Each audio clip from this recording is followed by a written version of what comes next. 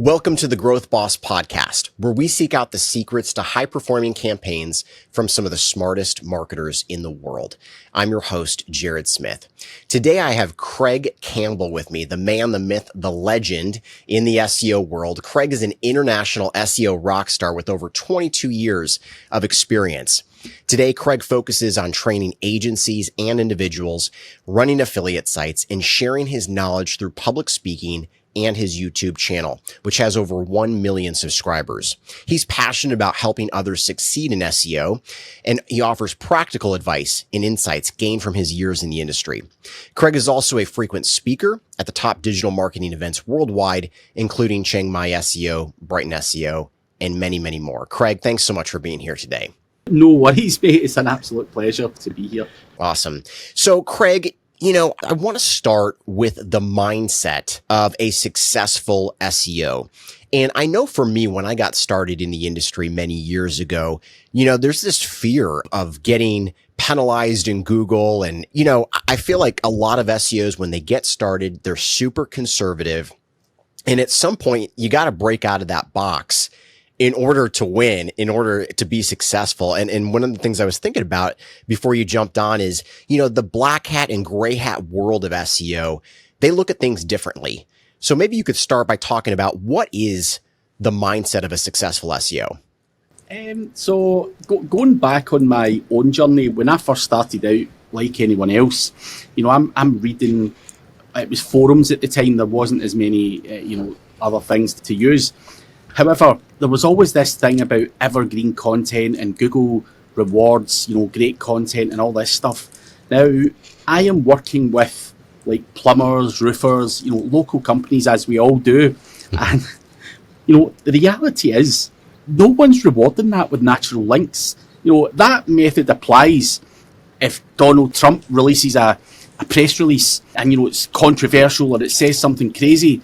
Absolutely, that will get natural links and all that stuff. But, for Joe Blogs, the plumber, or something like that, absolutely not. And yeah. I think my first 5 years, I was always scared of doing things that you weren't supposed to do, because that is what you're taught at the start. So it's like a kid, at school, you're taught to, be scared and respect authority and all that kind of stuff. However, after a period of time when that's not working, you're like, nah, man, like this guy over here, he's doing this, this, and this, and he's got all of this. So something's not stacking up here. And then you start to ask questions, and then, maybe you start to delve off into, I'm not saying go gung-ho on Black Hat or anything, but you go, nah, like someone's telling lies here. And then, you do your own testing, you get a wee test website, and you'll be like, oh, I'm going to try some of this stuff. And then when it works, you're just like,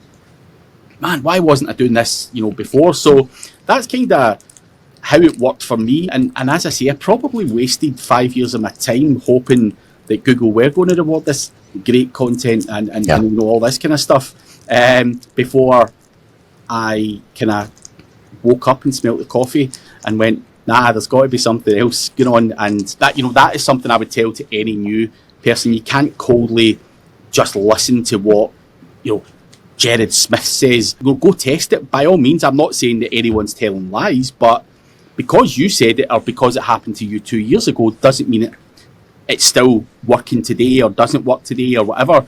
And I think you'll probably agree with me here. Yeah. Stuff that didn't work 3 years ago, for example, or let's say stuff did work 5 years ago, and then it got patched up 3 years ago, starts to work again. So yeah. That is why there's so much misinformation and people say, no, this didn't work, that doesn't work, that got blocked out, and, they patched that up or whatever. And you're like, dude, it's not, like, I fucking tried it, it's right there. So you've got to be testing, even though you wholeheartedly believe Jared Smith or whoever it is talking, test it before you write it off or take it on fully on board. Yeah. What I would always say. Yeah. And how quickly, Greg, did you kind of start launching your own projects? One of the things I loved about my own projects is I could kind of do whatever I wanted. I could run maybe more aggressive tests than what I would do for kind of my local plumber. But how quickly did you kind of jump into affiliate marketing or just running your own projects? It was probably 10 years in. Okay. I got sick of doing the client thing.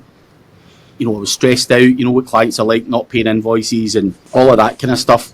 And I followed a guy called Matthew Woodward, who was, doing his income reports and stuff like that. And I'm like, man, this guy's traveling the world. He's got £3,000 coming from SEMrush, and he's got £4,000 coming from HostGator or whatever it was.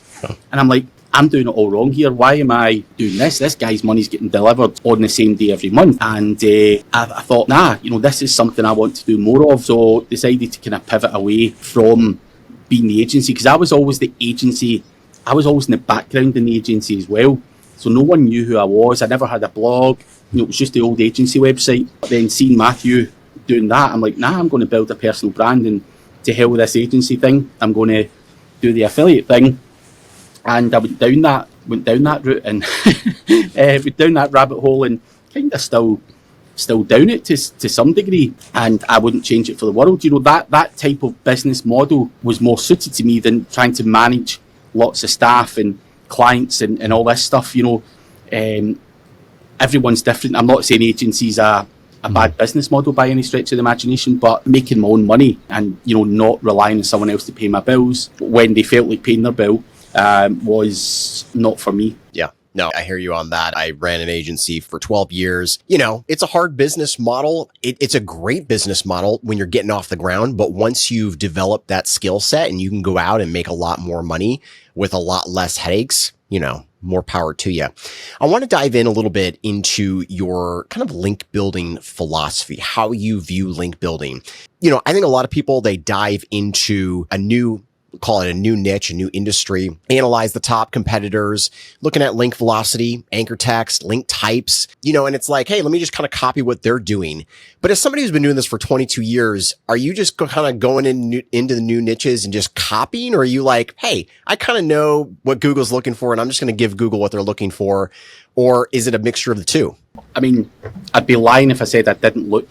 But, when I look at anyone's backlink profile, I can see the same garbage, whether it's a syndicated press release, whether it's, the usual guest posts that you can buy, tech bullion and all that. I can tell you where to buy them, what they cost, blah, blah, blah, blah, blah. You see them. Yeah. Now, after seeing that for so many years, you then go, just blindly following what the competitors are doing is like the blind leading the blind, because they're doing it doesn't mean it's right. Right.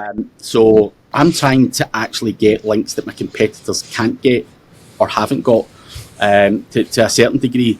And, that, whether that's through actual real PR, whether it's building PBNs, whether it's, speaking in a podcast, speaking at events, all of that counts as some form of link building, because you're getting links for all of that stuff. And, if you don't do these things, then you're not going to get a link. You can't just rock up to Jared Smith and go, hey, dude, give me an old link here. There's $50 or something. I'm pretty sure if you were linking to people, it would be your podcast guests, and that's it. So a lot of people don't want to do podcasts. They don't want to put their face out there. So if that's the difference between me and you, let's say I know you're doing this, but the competitor, then I'll do more of that, because that's your area of weakness, and I'll exploit it for all I can. But, in terms of link building, I'm experienced enough to know that going and buying tech bullion and BuzzFeed and all this shit of the day, it doesn't do anything for you. And I'm not going to sit there and copy that at all. I'll look at it and go, right, I can see exactly what these guys have got. Probably 10 really good links will probably wipe the floor with that competitor. And as I say, I think link building's changed. It used to be a volume game. I do look at the traffic and the amount of keywords that a website ranks for. You've got to look for quality. I do look for the number of outbound links that website's got as well. Again, I could go to Tech Bullion and I can see, I think I looked at it last night to show someone something, and I'm like, that's got 90,000 outbound links on it. Like, that's just not, that I can tell what that is. Yeah. So, when you look at it like that, being on there and there's 90,000 other people, any link equity that comes from that, it's got to be, very, very marginal.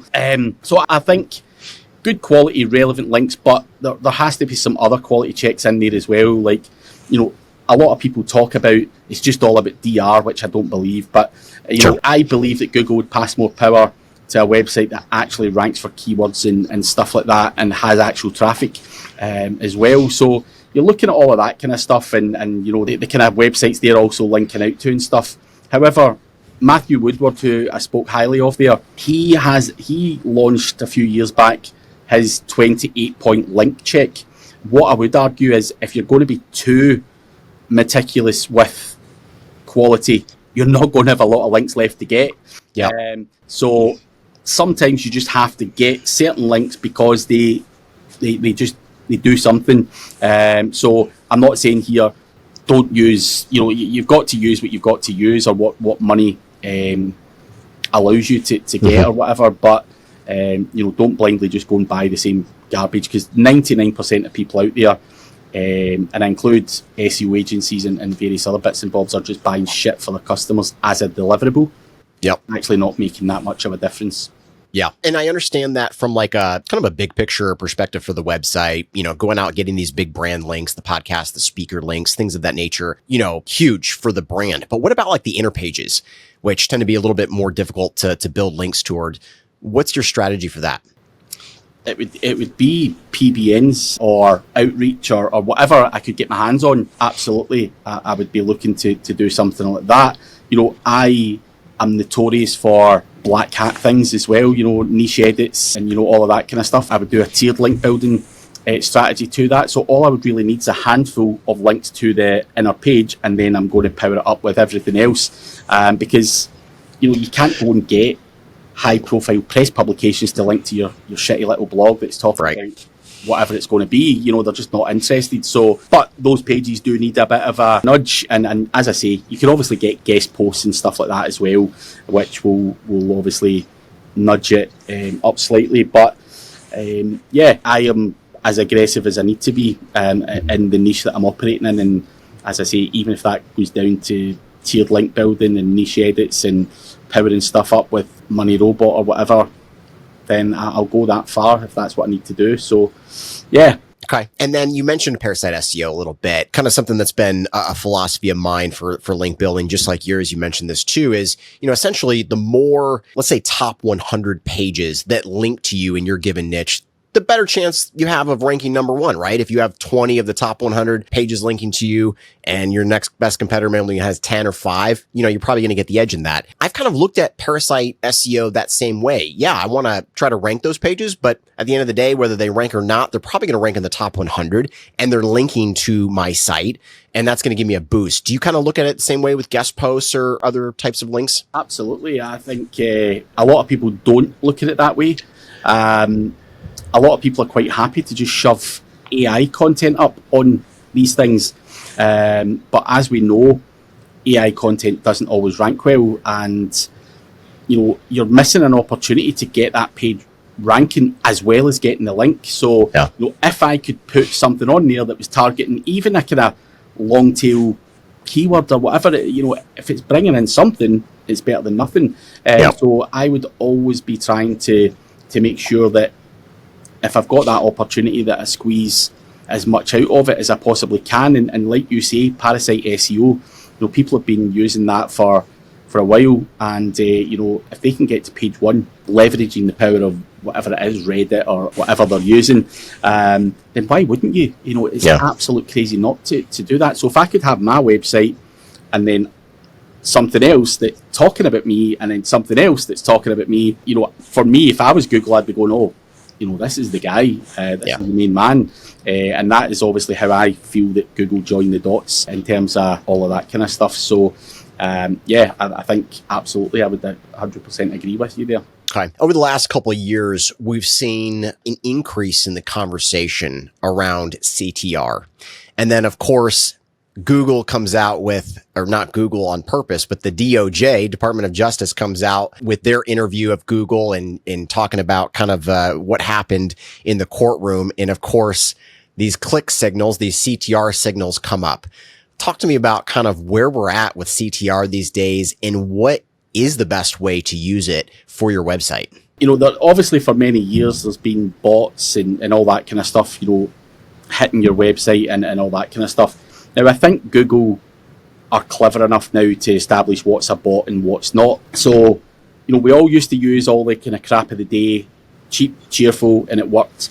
But Google becomes more sophisticated. So even down to the point where you're doing CTR on a map listing, for example, I've done lots of tests, and we've seen people running around with like 100 phones doing direction requests and all that kind of stuff. And does that work?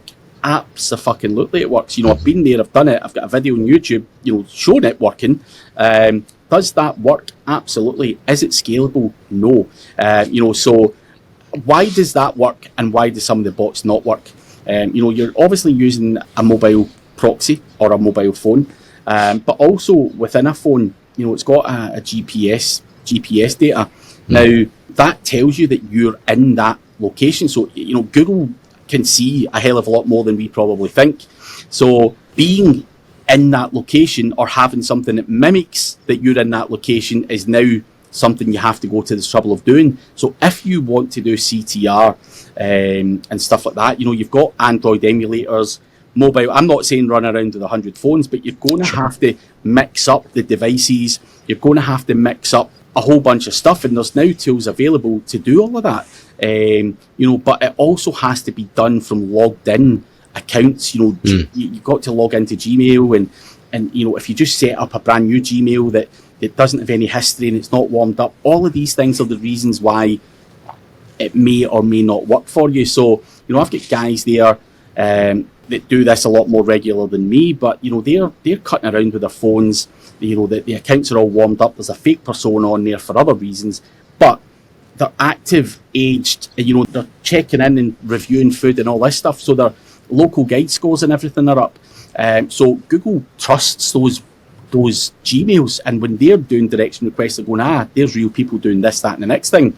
We've tried all of the kind of iMyFone stuff, which was obviously a desktop application, but when you were doing it, for example, I would be telling it to cross the river to go to a location over there, and the fucking thing would just walk right through the river. Now, Google knows that a human being can't just walk through the river. There's no bridge there. So obviously Google's understanding of where people go and the GPS data and all that kind of stuff, I think all of that compiled is now the level you have to go to manipulate that stuff. Now, also people talk about CTR and you need to use robots. You don't need to do all of that. You can use paid ads to push people to a website. You can use push notifications, email lists, whatever, to push real people onto a website. Engagement fucking works no matter what.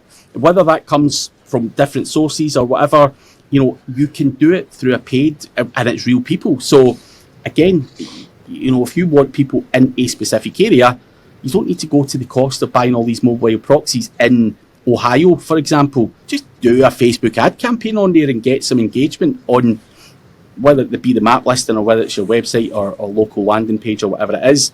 Yeah. So I think gone are the days of the quick, easy bot way of doing it. You've got other people who've got sophisticated software where they'll do, they'll use other people's browsers in certain locations to do things and all that stuff. So there's lots of different ways in trying to game that stuff, but obviously Google are clamping down on a lot of it, and mobile proxies are relatively expensive as well, so it's not ideal. It's getting harder and harder, let's just say that. Yeah, it's not something you're really looking forward to in 2025. It's one thing I would say is, a lot of people ignore, the amount of guys I know that don't have a Facebook pixel on their website. They don't build an email list. They're not collecting data, and I'm like, why haven't you been collecting data? Because you can use that for your CTR. What have you been doing for the last fucking 10 years? So data collection is really, really important, and people are not even doing that. And then they're going, I'm not running around with 100 phones and stuff like that. You're like, well, you've missed the boat, mate. Like, you really are going to struggle now, to do this, because there is no one great bot that just does it all on the cheap. Now, you've got people out there who are buying mobile proxy rigs from the likes of Proxidize, and the setup of it is just horrific, and it's just a pain in the ass. No one wants all of that. It's just too much. I bought a Proxidize rig and it had spaces for 20 SIM cards, and I looked at it and I thought, fuck this, I can't be bothered, and I sold it on to one of my friends. I'm just like, you test it, I'm not, but I don't even do that much local SEO anymore, so, but yeah, I was just like, nah, this is too much work, go you do it and tell me how good it is, and got that offloaded. Yeah, no, I hear you. As somebody who is on the cutting edge of SEO, you've probably seen a lot of really interesting use cases for AI. I'm curious, what are some of the more creative ways that people are using AI these days in the SEO world? The more creative ways. I mean, I'm currently having my own AI agent built, and the reason for that is we know that AI is good, but it's not perfect. We don't know where ChatGPT is pulling the information from. If I build an AI agent and I put all of the information about me and the facts and the figures and the stuff that I want it to say into a RAG system, then I can control where the information comes from, rather than just relying on ChatGPT pulling it out his ass. And I've seen that work very well for people where, the content's perfect. Developing your own AI agent and stuff is something I see a lot of people now jumping into. And can that AI agent write my newsletter? Can it do my social media posts? Can it do this, that, and the next thing? Can I take transcripts from my YouTube videos and feed it in because of things that I've said? Now, equally, things that I've said may no longer work in the SEO space, so I can take them back out of the RAG system as well. So I can make sure that where all of this data is pulling from to be right. I'm not saying I'm right on everything, by the way, but what I believe to be right, I want that to be pulled out, not what ChatGPT says. So I think always trying to stay a step ahead of people with that. But as I say, AI, what does AI even mean? It's not just about SEO and content and all this stuff. AI can do a lot of other things with your business, and I think the processes within your business, the opportunities are just insane, and it's exciting times, but obviously it's new as well, so you just don't know if what you're doing is also the right thing as well. Am I jumping in too quick to build this? Is it going to be perfect? Should I wait off for a year or whatever? But nah, you've got to try these things and see how you go. And some of the pain points in my personal situation are, I'm not posting enough on LinkedIn, I'm not writing enough newsletters, I'm not doing enough social media, and it's not because I don't want to, I just don't have the time to do it. And sometimes you just sit and go, I can't be arsed either. It's not that I've not spoken about it before, it's not that I've not experienced it before, but if I can get a helping hand to project all of that, then it's a no-brainer, and it's absolutely perfect for my lazy ass. So that for me, AI it puts off a lot of people. So I was at a conference last week and lots of people are like, is SEO dead? Is AI going to fuck us all up? And I'm like, dude, you need to embrace this shit, man. Like, get in there. They're talking about the AI overview and you're like, figure out how to get in the AI overview. This information has been pulled from third-party websites. So as far as I'm concerned, previously you were always putting information about you and what you wanted to say on your own website. It may be the case now going forward that you need to put that information on third-party trusted websites. Right. So SEO evolves, or the internet evolves, and it's always up to you to figure out. I don't ever look at it and go, how do I get in there? This AI overview, it's now out. Like, how do I somehow get me in there? I don't know if that's the same mentality everyone has, but I don't look at it and go, oh, we're getting shoved further down. I'm just like, nah, man, I'm getting in there. I don't care if I have to cheat or whatever. Yeah. And that's just in my nature. So I thoroughly embrace AI, and I'm looking forward to seeing where it goes. And am I going to always be an SEO specialist? Maybe, but am I going to be a business automation specialist or something? Who knows? You've just got to go with the flow and see where things go and follow the money as well. Yeah, exactly.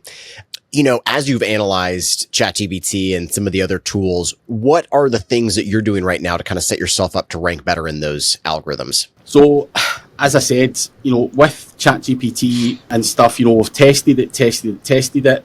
Using it straight out the box clearly doesn't work. Now, what we've also seen is I used to use Koala Writer. So what I really liked about that was I could talk on a video and Koala Writer would take the transcript and make it a blog post.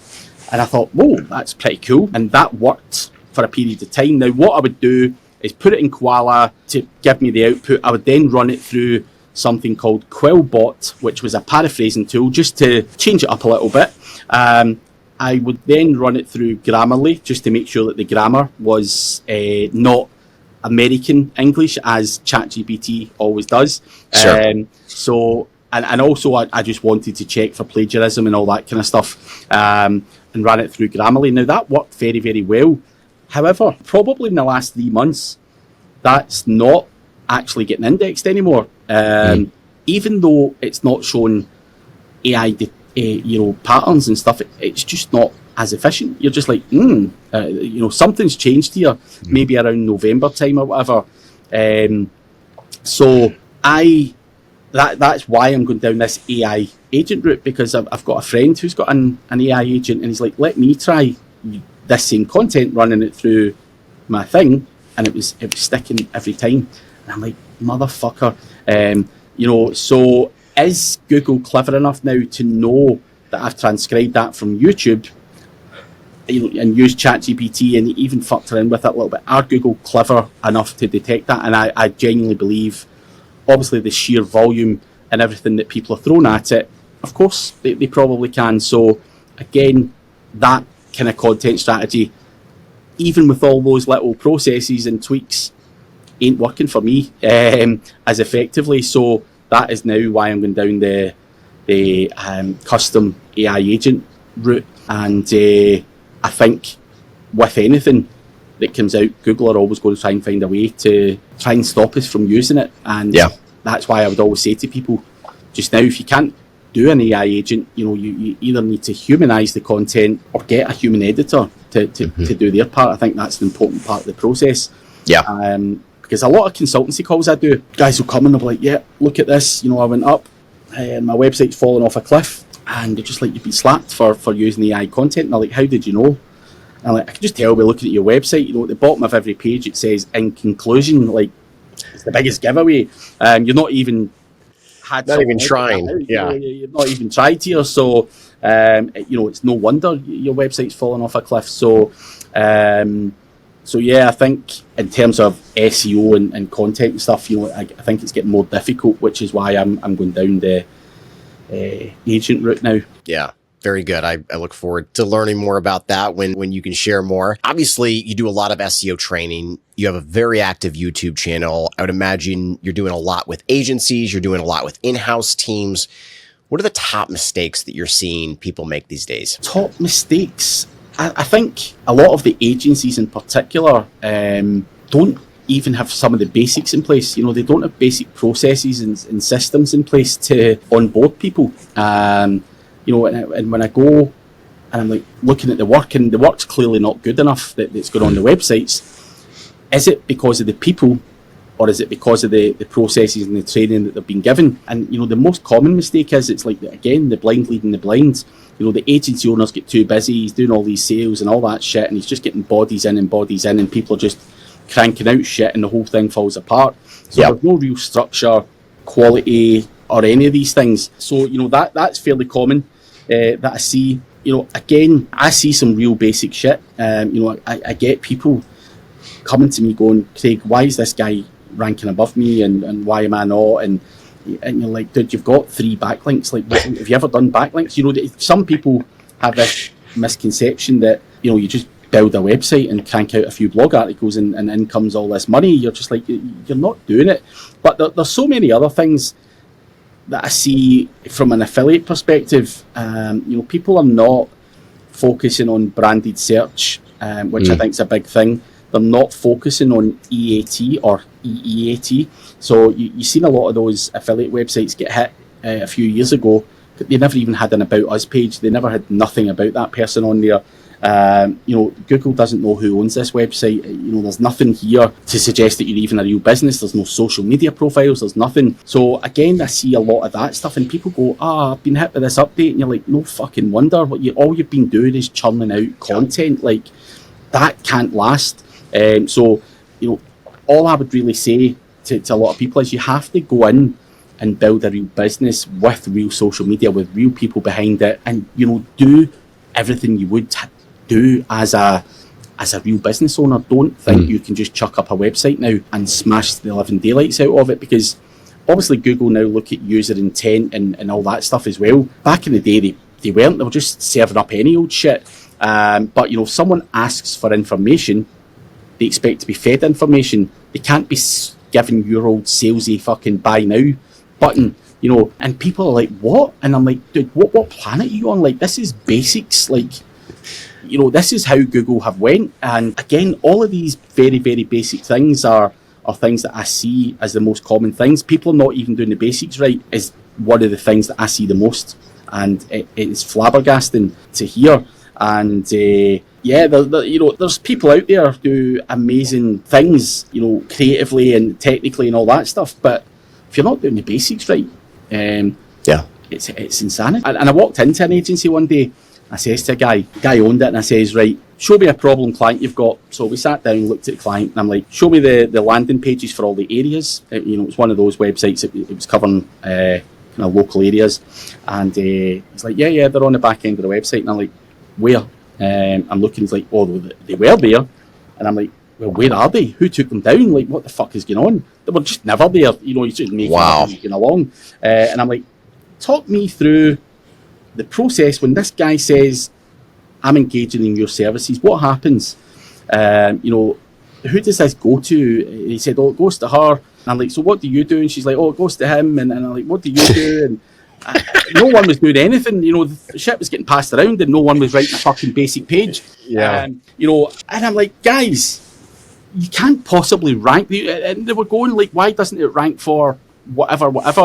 And I'm like, if there's no page about it, it ain't going to rank. Like, what is it you expect? And these were people that had been working with clients for like 10 years. And I'm like, guys, are you fucking kidding? Like, this is insane. So I see a lot of that. There are some amazing people, as I say, that are not making all of those mistakes, but a lot of the people I speak to are just, I don't know where they get their information from. You're just like, guys, I don't know if this is delusion or what, but it's crazy. And it's laziness as well. I think the other thing I would say, people say, how come you can make money online or whatever? I've got a hunger and desire and a will to fight for anything. It's just always been in my nature, and I think that is the biggest thing I've got. Like, if I can't do it myself or pay, for content or whatever, like I'm always all out aggressive with it. I'm not going to sit there and chuck up 2 pages and expect to dominate the world. And a lot of people say, what's your kind of best skill? And I'm like, just the hunger and desire to win and determination is what makes me do all of the kind of things that I do, whether that be adding content, building links, or doing all of the stuff that I do. So I think it's, some people just don't have the right kind of passion for it, and if you don't put in the hard work, you ain't coming out of this with money. There's no free, cheap, quick fix, and I get a lot of people asking me that, come on dude, show me the fucking tricks and all that, and you're like, there is no fucking tricks. Like, what the fuck trick do you want me to show you? This is like £10,000 worth of content I slapped up on this or whatever, even more, and they're like, nah, and I'm like, dude, yeah, it fucking is. It took 6 months to get all that put together. Like, no way. And you're just like, guys, you're not going to succeed then. If you don't invest, you're not going to succeed.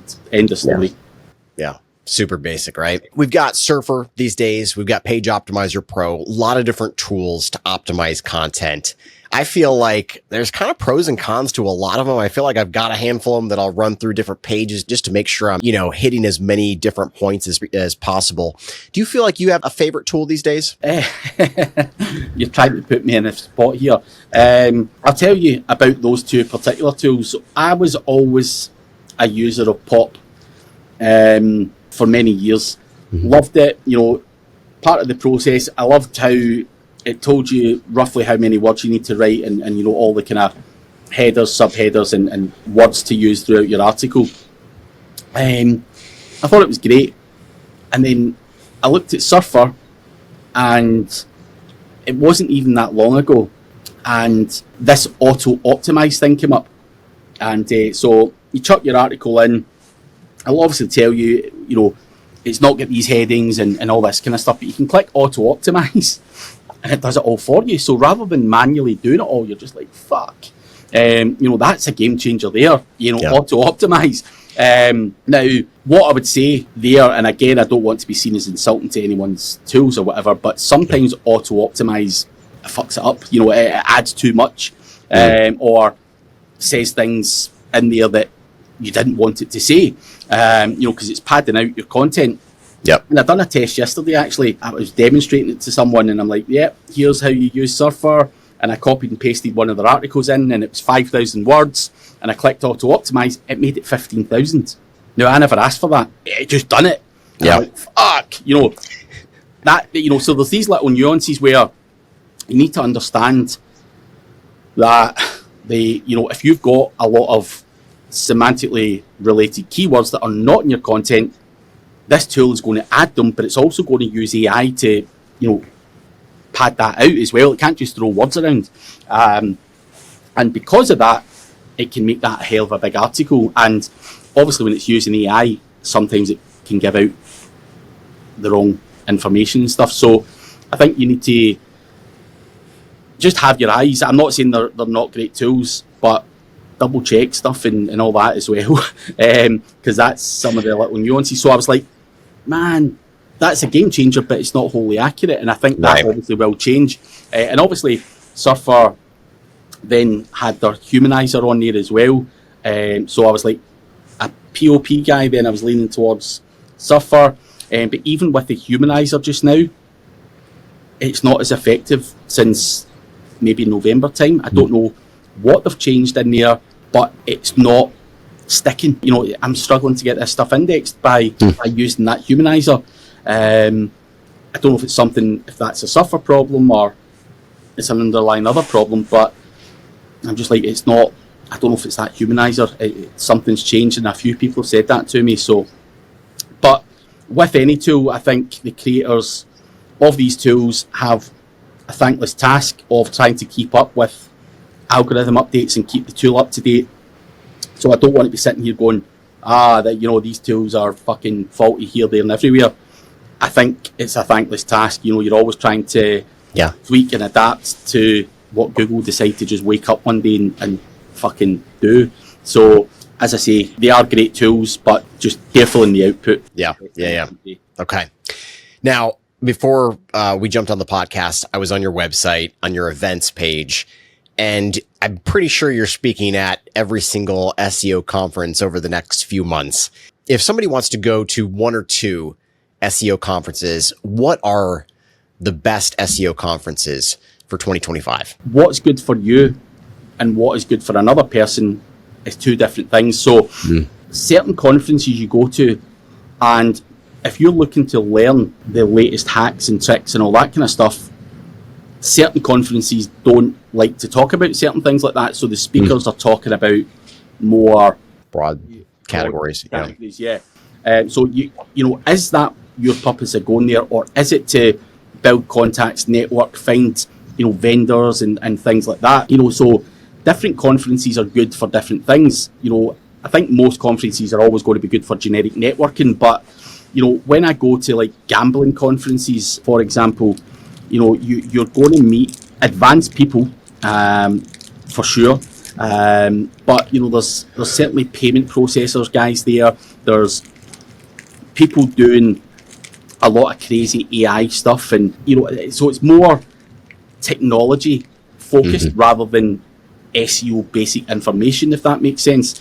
But the parties are awesome. They're wild at the gambling conferences. I'm sure you've been to some of the crazy shit. So if you're a bit of a party animal and these are fun.